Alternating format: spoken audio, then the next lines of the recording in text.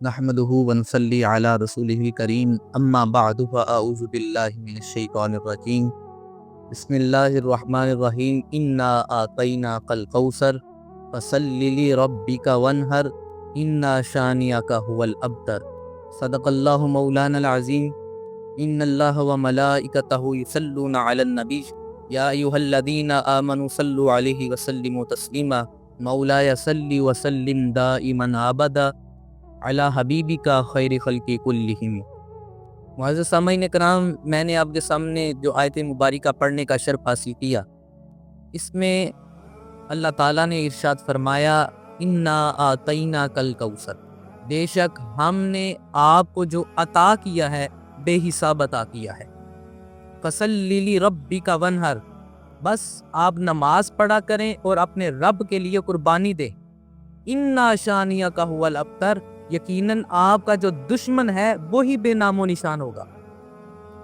اللہ نے فرمایا فصلی لربک وانحر، اے محبوب آپ نماز ادا کریں اور پھر قربانی کا جانور ذبح کریں۔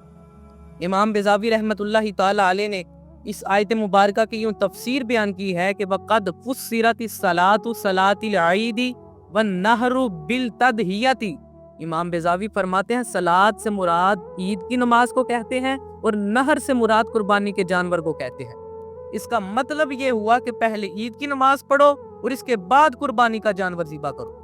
اور قربانی کا لغوی معنی یہ ہے کہ اللہ تعالیٰ کا قرب حاصل کرنے کے لیے کوئی چیز اس کے راستے میں خرچ کرنا قربانی کہلاتا ہے، اور اس شرط کے ساتھ کہ اس چیز کے خرچ کرنے کا مقصد صرف اور صرف رضا الہی ہو، اور اپنی عزیز ترین اشیاء کو قربان کرتے ہوئے زبان اور دل سے یہ نعرہ نکلے قل ان صلاتی و نسکی و محیای و مماتی للہ رب العالمین لا شریک لہ و بذالک امرت و انا اول المسلمین۔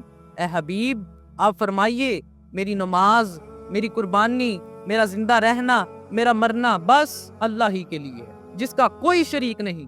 مجھے اسی کا حکم دیا گیا ہے کہ میں سب سے پہلے حکم الہی کے سامنے سر تسلیم کرنے والوں میں سے۔ حضرت زید ابن ارقم رضی اللہ تعالی عنہ سے روایت ہے کہ صحابہ کرام رضوان اللہ علیہ اجمعین نے حضور علیہ الصلوۃ والسلام کی بارگاہ خدمت میں حاضر ہو کر عرض کیا یا رسول اللہ یہ قربانیاں کیا ہیں؟ حضور نے فرمایا یہ تمہارے باپ ابراہیم کی سنت ہے۔ صحابہ کرام نے عرض کی یا رسول اللہ میں ہمیں کیا ثواب حاصل ہوگا؟ حضور نے فرمایا اس کے ہر بال کے بدلے ایک حسنہ حاصل ہوگی، حسنہ سے مراد 10 نیکیوں کا ثواب حاصل ہوگا۔ صحابہ کرام نے عرض کی یا رسول اللہ یہ صوف یعنی اون کا کیا حکم ہے؟ حضور نے فرمایا اون کے ہر بال کے بدلے بھی ایک ایک حسنہ یعنی 10 نیکیوں کا ثواب حاصل ہوگا۔ اور اسی طرح حضرت سیدنا علی المرتضیٰ رضی اللہ تعالی عنہ فرماتے ہیں کہ جو شخص قربانی کا جانور خریدنے کے لیے اپنے گھر سے نکلتا ہے اللہ تعالیٰ اسے ہر قدم کے بدلے 10 نیکیاں عطا فرماتا ہے، اس کے 10 گناہ مٹا دیتا ہے، اس کے 10 درجے بلند کر دیتا ہے۔ اور جب وہ خریدنے کے لیے جانور کے مالک سے گفتگو کرتا ہے تو اس کا کلام بھی اللہ کی تسبیح بن جاتی ہے۔ اور حضور علیہ الصلوۃ والسلام نے حضرت سیدنا فاطمہ رضی اللہ تعالی عنہا کو فرمایا فاطمہ جب آپ کی قربانی ذبح ہونے لگے تو اس کے پاس جاؤ، اس کا مشاہدہ کرو، کیونکہ اس کے خون کا پہلا قطرہ جب زمین پر گرے گا تو اس کے بدلے اللہ تعالیٰ آپ کے صاحب کا گناہ معاف فرما دے گا۔ تو حضرت فاطمہ رضی اللہ تعالی عنہا نے عرض کی یا رسول اللہ کیا یہ اجر صرف ہمارے لیے خاص ہے؟ تمام مومنین کو بھی یہ انعام حاصل ہوگا؟ حضور نے فرمایا یہ ہمارے لیے بھی خاص ہے اور عام مومنین کے لیے بھی خاص ہے۔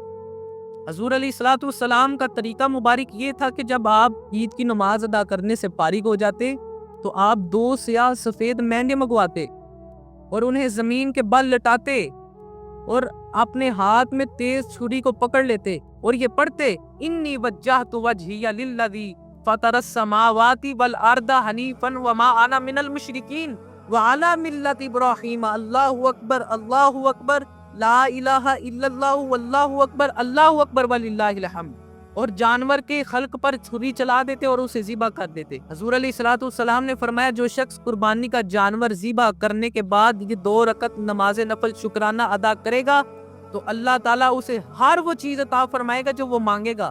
سلام کہنے کے بعد یہ پڑھے اللہم ان صلاتی و نسکی و محیای و مماتی للہ رب العالمین، اے اللہ میری نماز، میری قربانی، میرا زندہ رہنا، میرا مرنا بس اللہ ہی کے لیے ہے، جس کا کوئی شریک نہیں۔